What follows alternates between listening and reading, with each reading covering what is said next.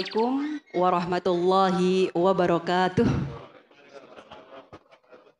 Alhamdulillahil wahidil qahar al-azizul jabbar al-muqawwirul laili 'alan nahar. Allahumma shalli 'ala sayyidina Muhammad wa 'ala ali sayyidina Muhammad wa 'ala alihi washabihi ajma'in, amma ba'd. Yang saya hormati Bapak Kepala Kantor Kementerian Agama Kabupaten Ponorogo, Bapak Haji Syaihul Hadi M.Phil.I. Yang saya hormati segenap jajaran Kasih di Kementerian Agama Kabupaten Ponorogo. Tidak lupa Bapak Ibu Kepala Madrasah se-KKM 1 yang berbahagia. Pertama rasa syukur marilah kita panjatkan kehadirat Allah Subhanahu wa taala. Alhamdulillah biidznillah, pagi ini kita ditakdirkan, digerakkan hati kita untuk kembali memantaskan diri bagaimana kita sebagai leader untuk bisa bersama-sama membangun komitmen kembali, khususnya dalam sebuah kegiatan Coffee Morning. Luar biasa kegiatan ini dalam sebuah tema bagaimana kita membangun SDM berbasis agama, atau bagaimana membangun sumber daya manusia dengan berbasis agama, insya Allah tanpa ada hal apapun yang merintang. Allahumma amin. Kedua kalinya sholawat beriring salam semoga tetap terlimpahkan kepada junjungan kita Nabi Agung Muhammad Sallallahu Alaihi Wasallam yang senantiasa kita nantikan syafaatnya besok di yaumil qiyamah. Allahumma amin. Bapak Ibu yang saya hormati, bahwa narasumber kita hari ini adalah beliau Bapak Kepala Kantor Kementerian Agama Kabupaten Ponorogo, Bapak Haji Syaihul Hadi M.Phil.I. Saya meyakini Bapak Ibu semua sudah tahu bagaimana profil beliau. Nanti akan mengantarkan diskusi kita dalam situasi yang luar biasa, dibuat ringan, ngopi Bapak Ibu nggih. Kenapa harus ngopi? Saya masih ingat bahwa tokoh-tokoh hebat yang semakin pinter itu justru bagaimana memposisikan beliau, mentransfer pengetahuannya, transfer of knowledge-nya itu dengan cara-cara yang ringan. Bahkan dengan humor-humor, jok-jok yang sangat tinggi, ingatan Bapak nggih. Termasuk bagaimana kegiatan pagi ini dengan dibungkus dengan ngopi seperti ini, harapannya kita bisa mencerna, menerjemahkan bagaimana kegiatan atau pengetahuan yang akan kita peroleh pada pagi hari ini tentunya akan lebih mudah, lebih gampang karena menggunakan pendekatan-pendekatan yang ini biasa kita lakukan kalau kita sedang berdiskusi dengan istri tercinta atau suami tercinta. Itu kan biasanya gagasannya muncul semua nggih Bapak Ibu, karena ada kopi, ada pisang dan seterusnya, ngaten Bapak nggih. Yang kedua, Bapak pangapunten, saya mewakili Ketua KKM 1 betul-betul bersyukur dan berbahagia sekali. Ini sebuah penghargaan bagi kita Bapak Ibu, karena MTS lain belum berkesempatan hadir di sini dan kita mendapatkan kehormatan untuk hadir pertama kali bertemu langsung dengan beliau. Saya yakin akan ada satu energi positifnya yang nanti akan kita peroleh setelah nanti kita pulang dari kegiatan ini.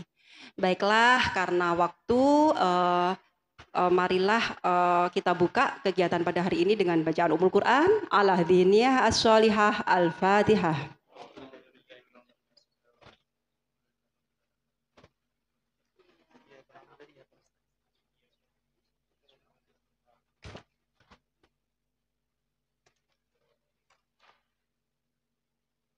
Sumber daya manusia adalah nyawa dalam kita melakukan sebuah manajerial manajemen. Sebagai leader penting sekali bagaimana memetakan SDM yang tepat, bagaimana kemudian melakukan mind mapping, bagaimana kemudian memberikan job disk, tugas yang tepat sesuai dengan kompetensinya, dan semua itu kita tarik pada perspektif agama Islam. Kalau saya sempat membaca beberapa buku bahwa pendekatan SDM itu juga harus menggunakan pendekatan yang profetik, jadi mengutamakan nilai-nilai religiusitas dalam meletakkannya. Marilah sepenuhnya ini kita kupas tuntas, nanti jawabannya ada di beliau Bapak Syaihul Hadi. Monggo Bapak, selebihnya waktu dan tempat kami persilahkan.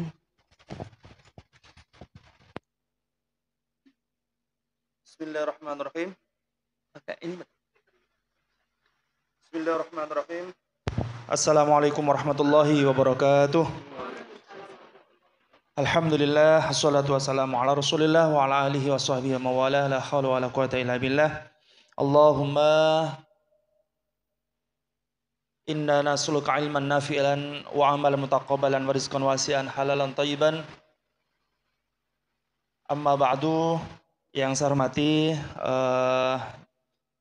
Ibu Kepala Madrasah MTSN 1 Ponorogo, Ibu Haja Nurun Nadia. Yang saya hormati Bapak dan Ibu Kepala Madrasah Sanawiyah se-KKM 1 dan teman-teman panitia tentunya yang saya hormati. Alhamdulillah, kita syukur pada Allah Subhanahu wa taala. Alhamdulillah bahwa pada pagi hari ini kita diberikan kesehatan walafiat, sehat walafiat, semuanya bisa kita kumpul bareng, ngopi bareng untuk sharing dan sekaligus kita mencari ilmu bersama-sama untuk menunjang kinerja kita di Kementerian Agama. Yang kali ini kita akan kemas dengan Coffee Morning. Jadi kenapa ide ini muncul? Saya sampaikan bahwa pada awal tahun 2020 kemarin kita sudah melakukan rapat tim zona integritas dan reformasi birokrasi, ada tim 1, 2, 3, 4, sampai 6. Dan di dalam tim 1 itu tentang manajemen perubahan itu mengamanatkan satu program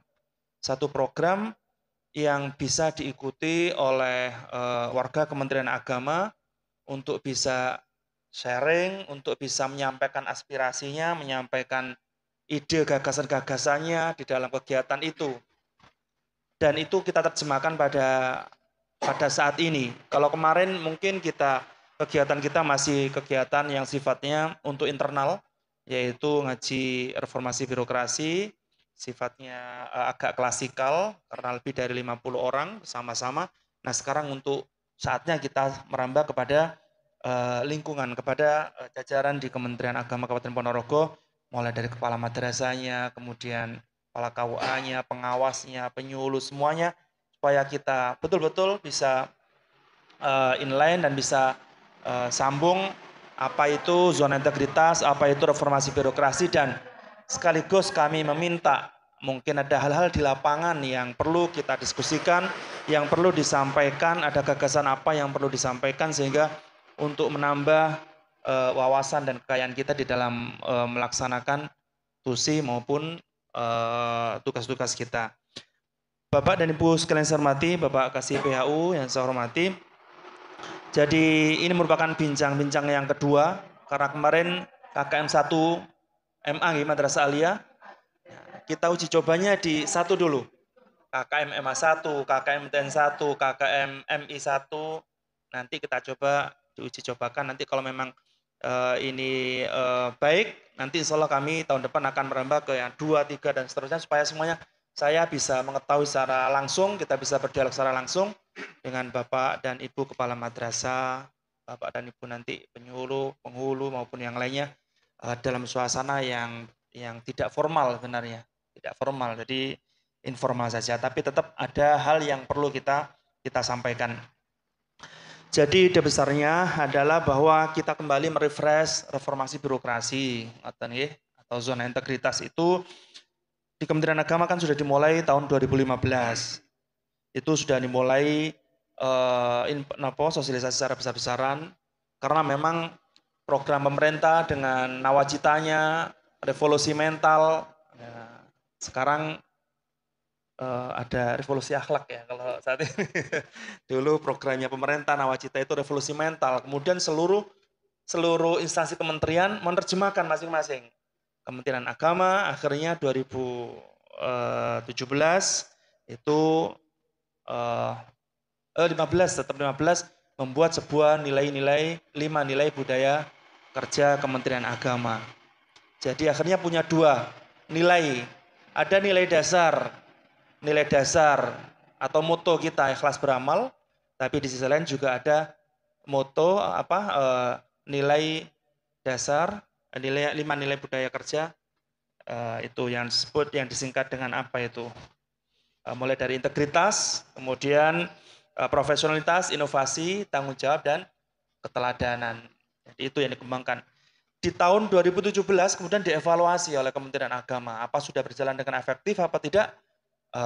Akhirnya diterbitkanlah beberapa KMA, mulai KMA 582, 447, dan direvisi menjadi KMA 582 tahun 2017 itu yang mengevaluasi apakah 5 nilai budaya kerja di Kementerian Agama itu sudah berjalan apa tidak. Akhirnya setelah dievaluasi oleh Balitbang, muncullah beberapa langkah supaya ada indikatornya, tidaknya apa integritas itu, indikatornya apa, satu persatu harus ada pengertiannya, dituangkan. Oh mungkin integritas itu keselarasan antara hati, pikiran, kemudian sikap, tindakan, perilaku, itu selaras semuanya. Ya, indikatornya ini ada, sudah disampaikan di dalam beberapa peraturan. Nah itu 2017 dievaluasi, kemudian dibuat indikatornya, kemudian dilakukan penguatan sosialisasinya dengan anggaran supaya lebih bisa ke akar rumput lah, seperti itu dan seterusnya. Terus bergerak 2018 masih tetap bergerak, 2019 mendapat ujian. 5 nilai budaya kerja mendapat ujian dengan kasus-kasus yang muncul ketika itu di Kementerian Agama, karena tahun-tahun politik biasa seperti itu, bagaimana ini diuji. Kemudian ada penyelewengan dan penyalahgunaan kewenangan, ada korupsi, ada dugaan penyelewengan ini, penyelewengan jual beli jabatan dan seterusnya. Nah ini kemudian yang membuat ya harus dievaluasi kembali di tahun 2020. Karena apa Bapak Ibu sekalian saya hormati, tentu kita sudah tahu bersama bahwa Kemenak dengan istilah harapan dari pemerintah, harapan dari masyarakat, bahkan harapan dari instansi-instansi, Kemenak dengan menyandang kata agama tentu harus bisa menjadi contoh, menjadi teladan bagi instansi yang lainnya. Nah itu yang perlu menjadi perhatian, karenanya mestinya ini harus bisa diwujudkan oleh Kementerian Agama. Tetapi di lapangan kan ada kesenjangan antara idealitas dengan fenomena di lapangan, seperti itu. Dan memang puncaknya ada di 2019. Baik, jadi kita punya nilai dasar ikhlas beramal yang kita sebut dengan moto Kementerian Agama. Di sisi lain sudah ada nilai budaya kerja dengan ditentukannya 5. Inilah nilai-nilai perilaku kerja yang harus diwujudkan oleh semua pegawai Kementerian Agama. Terkait dengan pada hari ini sebagai topik ya, sebagai topik kita mengambil pemberdayaan SDM berbasis pendekatan agama. Ini kita mencoba untuk bagaimana mungkin diskusi ini panjenengan punya masukan, punya ide dan seterusnya, bisa memotret, melihat bagaimana sebenarnya SDM Kementerian Agama khususnya di Ponorogo seperti itu. Karena kalau secara wawasan, kalau kita mau lihat terkait dengan pemberdayaan SDM itu saat ini yang dilakukan oleh Kementerian Agama, pembinaan aparatur PNS itu supaya bisa menjadi profesional, supaya netral, sejahtera, kemudian juga kredibel, amanah, itu semuanya dilakukan dengan pendekatan sains, bahasanya Pak Kepala Biro itu. Semua itu dilakukan dengan pendekatan sains. Pendekatan sains ini seperti apa? Pendekatan dengan memperbaiki sistem informasinya diperbaiki. Kemudian dibuatlah asesmen center untuk mengakses atau mengukur kemampuan dari pegawainya. Dan saat ini juga guru-guru di lingkungan pendidikan juga menjadi sudah dilakukan asesmen AKG, AKP dan AKK misalnya. Ini juga pendekatan menurut Kepala Biro Kepegawaian dalam hal ini pendekatan sains, pendekatan menggunakan teknologi, menggunakan alat-alat teknologi dan seterusnya. Tetapi kita melupakan satu pendekatan lain, yaitu pendekatan agama. Pendekatan agama yang menjadi yang penting sebenarnya. Bagaimana kalau pendekatan sains itu pendekatan yang sifatnya menurut beliau adalah itu dari luar, sifatnya ekstrinsik, dari luar yang mengukur, yang memaksa supaya yang itu lebih baik, supaya orang itu melaksanakan integritas, supaya orang itu melaksanakan inovasi lain. Tapi dipaksa dari lain, itu pendekatan-pendekatan saintifik. Tetapi yang diinginkan oleh kita semuanya, mungkin yang terlupakan adalah pendekatan agama. Jadi pemberdayaan sumber daya PNS Kementerian Agama itu diberdayakan, tetapi dengan pemberdayaan pendekatan agama. Termasuk 5 nilai budaya kerja itu juga sebenarnya adalah produk ciptaan manusia, pemikiran manusia yang untuk memaksa pegawainya itu agar melakukan nilai-nilai sesuai dengan 5 nilai budaya kerja itu. Jadi itu dikatakan semuanya dalam pendekatan sains lah, karena itu produk dari manusia.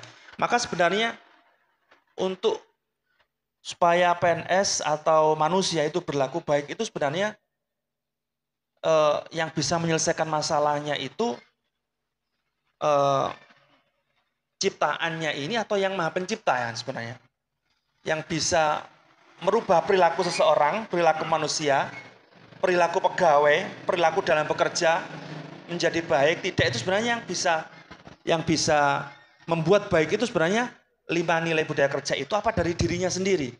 Dari ciptaan manusia dengan berbagai perangkat aturan itu, atau memang ya penciptanya yang bisa merubah seseorang. Saya kira kok penciptanya kan gitu. Artinya siapa pencipta nggih? Allah Subhanahu wa taala, yang tentu roh yang ada dalam diri kita itu yang, maka ini menjadi penting sentuhan ketika kita mau memberdayakan SDM di Kementerian Agama itu pakai pendekatan agama adalah yang disitu adalah ruhnya,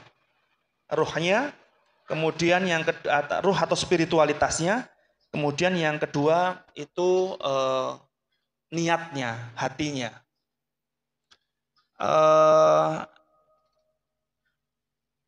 Hadis baginda Rasulullah, ala fil jasati mudghah, kan ngaten nggih, di dalam diri kita ada sebuah daging, idza soluhat soluhal jasadu kullu wa idza fasadat fasadal jasadu kullu.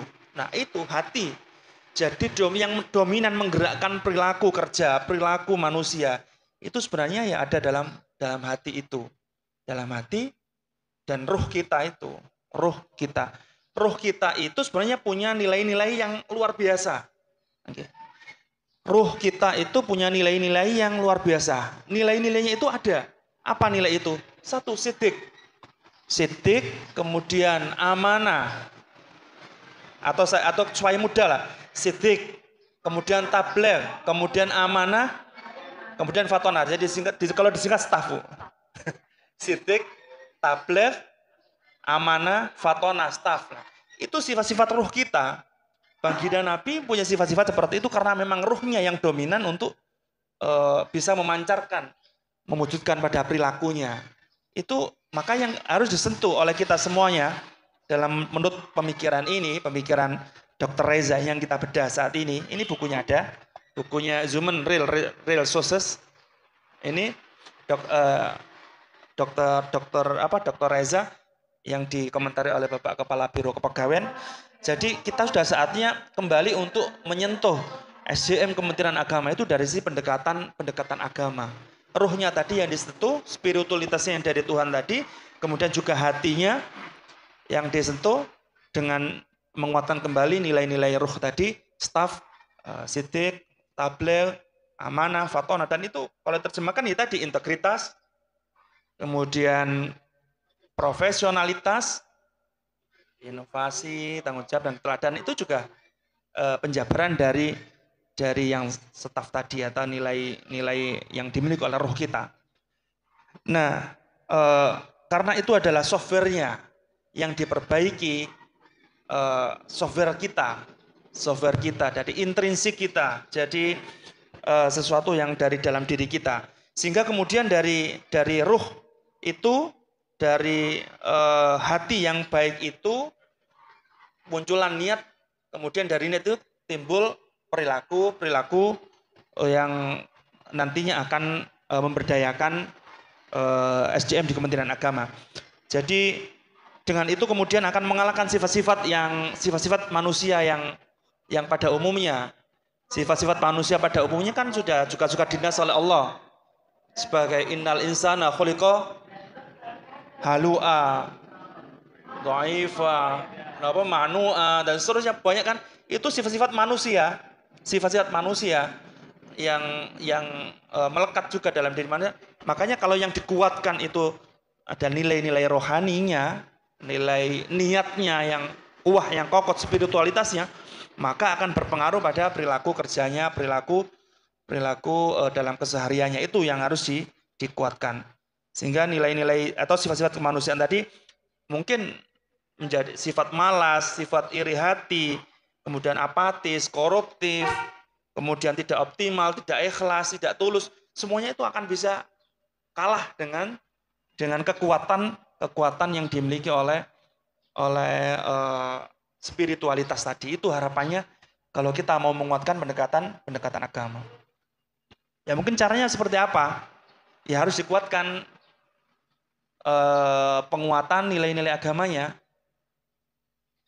Maka dulu saya pernah mendengar penjelasan dari salah satu narasumber itu, bahwa semakin tingkat keagamaan seorang semakin kuat, maka nilai integritasnya pun juga semakin kuat. Ini sejajar, berjalan sejajar. Ini saya kira tidak salah. Maka yang harus dikuatkan adalah spiritualitasnya. Dan untuk menguatkan spiritualitas ini berarti ada penguatan agama juga harus dikuatkan di Kementerian Agama. Caranya seperti apa? Ya teknisnya nanti ya kita masing-masing kita yang paling tahu lah. Mungkin ada keluhan sementara saat ini baik di madrasah maupun di Kemenak, mungkin ada keluhan pegawai kita kurang korsanya, misalnya kurang jiwanya kepada Kementerian Agama, sehingga ruhul jihadnya kurang dan seterusnya. Ya saya kira masalahnya karena tadi itu, karena nilai spiritualitasnya kurang, niatnya kurang kuat, kita nggak mau memupuk itu supaya bisa menjadi kekuatan di dalam perilakunya, di dalam perilaku pekerjaannya. Nah itu makanya harus dikuatkan nilai-nilai spiritual dengan cara ya apa? Ya dengan cara misalnya ada bingkar resital, misalnya ada ngaji bersama, misalnya ada doa bersama. Banyak yang intinya itu supaya ruh kita ini baik dan kuat, seperti itu. Ruh kita supaya baik. Karena manusia nggak ada artinya tanpa ruh, ngaten-ngaten nggih. Badan nggak ada artinya tanpa ruh. Nah, ruh itu pun kalau tidak baik pun juga ya harus dipupuk supaya dominan bisa mengalahkan nilai-nilai yang tidak baik yang ada dalam diri manusia. Oleh karena itu, Bapak dan Ibu sekalian, sebagai pancingan mungkin kita mungkin diskusi kita mungkin bisa mengamati di tempat kerjanya masing-masing. Kenapa di SDM kita masih ada saja yang belum sesuai dengan 5 nilai budaya kerja. Kenapa? Ada yang punya sifat-sifat yang tidak sesuai. Yang tadi saya katakan integritasnya kurang, atau kalau nggak gitu kreativitasnya kurang, kalau nggak gitu profesionalitasnya kurang, ini kurang lagi. Kenapa? Nah itu kita harus terus bisa mengevaluasi supaya ke depan lebih baik. Dan tadi ada 2 pendekatan yang kita ketahui, ada pendekatan saintifik, ada pendekatan agama. Kita mau cari pakai yang mana? Kalau pemikiran Dr. Reza ini yang paling dominan adalah yang harusnya di kita adalah pendekatan agama yang paling diutamakan. Saintifik ini adalah pendukung dari pendekatan pemberdayaan pegawai Kementerian Agama harus dari pendekatan agama. Karena powernya kalau agama yang disentuh atau niatnya yang dikuatkan, spiritnya yang dikuatkan, dampak kepada instansi, kepada kantor menjadi sangat optimal, efektif karena perilakunya menjadi disiplin, kemudian menjadi kuat integritasnya, menjadi punya bisa mengabdikan dirinya itu sudah tidak sembarangan, sudah semuanya diberikan untuk karena pengabdiannya kepada Kementerian Agama dan seterusnya. Nah itu yang menurut penelitian Dr. Reza ini itu yang lebih baik tentu dengan untuk bisa menghasilkan kinerja yang terbaik oleh masing-masing pegawai dengan pendekatan itu. Bapak Ibu sekalian saya hormati, sekali lagi tentu pertanyaan-pertanyaan yang selama ini kita dapati di masyarakat kan seperti itu. Kenapa masyarakat masih menjumpai SDM di Kementerian Agama yang belum sesuai dengan idealitas norma-norma agamanya, belum bisa menjadi teladan. Jadi kenapa Kementerian Agama yang punya moto ikhlas beramal, yang dijadikan sebagai panduan, sebagai moto, itu kemudian tidak serta-merta diikuti oleh perilaku pegawai Kementerian Agama yang ternyata juga tidak ikhlas dan seterusnya. Nah itu pertanyaan-pertanyaan yang tentu menjadi pemikiran kita supaya kita bisa mengevaluasi, kemudian bisa mengambil langkah-langkah supaya ini bisa menjadi lebih baik. Di satuan pendidikan madrasah di kita, terutama kita punya kewajiban yang sangat mulia untuk tidak hanya kita untuk diri kita, tenaga pendidiknya yang harus punya nilai-nilai itu, 5 nilai budaya kerja itu, dan penguatan pendekatan agama, tapi kita juga punya kewajiban lagi terhadap anak didik kita kan katanya. Menguatkan kembali apa yang ada di dalam diri kita itu bisa juga kita didikkan kepada anak-anak didik kita, sehingga mereka jangan, anak-anak kita yang sudah punya nilai-nilai baik kemudian oleh kita malah tidak menjadi baik, malah menjadi buruk. Jangan sampai hal yang sudah baik yang ada dalam diri anak-anak kita harus lebih dipupuk supaya lebih baik. Anak-anak didik kita bekali dengan moderasi beragama, dengan toleransi beragama, toleransi menghargai pendapat orang lain, menghargai keyakinan orang lain. Itu harus ditanamkan. Jangan-jangan kita belum bisa seperti itu, punya jiwa yang moderasi seperti itu. Kemarin dicontohkan oleh narasumber sebelumnya, ada peristiwa di Jakarta, pemilihan OSIS pakai online karena apa nih, suasana pandemi, kemudian karena online, yang menang non Muslim, anak-anak yang ketua OSISnya non Muslim, gurunya malah yang gopoh.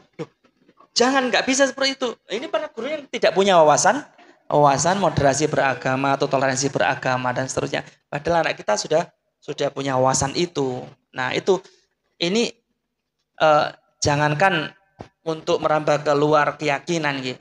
Siapapun kalau kita beda keyakinan, kita bilang kepada saudara kita di luar keyakinan misalnya, agama saya yang paling benar, itu sakit. Mereka dengar itu sakit. Seperti mereka menyatakan di hadapan kita, saya yang paling benar. Kita dengar juga sakit. Makanya kita harus punya jiwa yang moderasi itu. Nah, yang lebih sulit malah menghargai di internal agama kita sendiri. Belum tentu semua kita punya jiwa toleran terhadap perilaku, terhadap keyakinan, terhadap pemahaman internal kita saja. Di internal kita saja, antar pegawai, antar organisasi, itu kadang kita belum punya nilai-nilai itu. Memang yang paling sulit pada di internal biasanya. Diri kita sendiri memang yang paling sulit. Itu yang harus dilawan, sehingga kita menjadi pegawai betul-betul punya wawasan, dan kita sampaikan kepada anak didik kita supaya kita mencetak anak didik ini bukan mencetak anak didik menjadi pemimpin agama Islam, bukan. Menjadi pemimpin agama, menjadi pemimpin bangsa. Kalau udah menjadi pemimpin bangsa, otomatis ya harus bisa melihat secara utuh, kemudian juga harus bisa menghargai semuanya. Menjadi rahmatan lil alamin tadi itu seperti itu. Itu konsepnya seperti itu, tapi prakteknya memang harus kita terus mengevaluasi supaya bisa berwawasan itu. Termasuk pelayan publik kita itu juga harus punya asas-asas yang kita laksanakan. Satu, tidak diskriminatif, harus netral. Itu harus kita pegang. Jangan-jangan kita kepada anak didik kita diskriminatif. Oh, ini anaknya orang kaya, oh ini anaknya orang miskin, oh ini anaknya pintar, oh ini enggak pintar, saya perlakuannya berbeda. Itu sudah di luar nilai-nilai kita. Maka jangan sampai seperti itu. Jadi harus tidak diskriminatif, kemudian juga netral, kemudian juga imparsial banyaklah 5 asas-asas pelayanan publik itu yang harus kita juga tanamkan. Satu, untuk diri kita sebagai pegawai Kementerian Agama, kemudian juga untuk anak-anak didik kita supaya juga bisa lebih baik dan kita transfer pengetahuan-pengetahuan itu dengan baik. Jadi Bapak Ibu sekalian saya hormati, jadi kita bersyukur sekali lagi, kita bersyukur oleh Allah Subhanahu wa taala, kita ditakdirkan sebagai keluarga besar Kementerian Agama yang kita jadikan agama ini sebagai panduan kita di dalam bekerja, panduan kita di dalam mengabdi, panduan kita di dalam segala-galanya, dan kita bersyukur kita bagian dari itu dan kita bisa melaksanakan pengabdian kepada agama, pengabdian kepada bangsa ini kita bisa lakukan secara bersama-sama. Tentu harapan kita yang terbaiklah yang harus kita berikan kepada agama dan bangsa ini, dan tetap kita harus selalu belajar memaksimalkan SDM kita, kemampuan kita, sumber daya kita, supaya kita bisa membawa nama baik Kementerian Agama itu di masyarakat. Dan demikian mungkin yang bisa kita sampaikan untuk pengantar saja, nggih. Jadi pada intinya kami hanya pada kesempatan ini saya melaksanakan amanah dari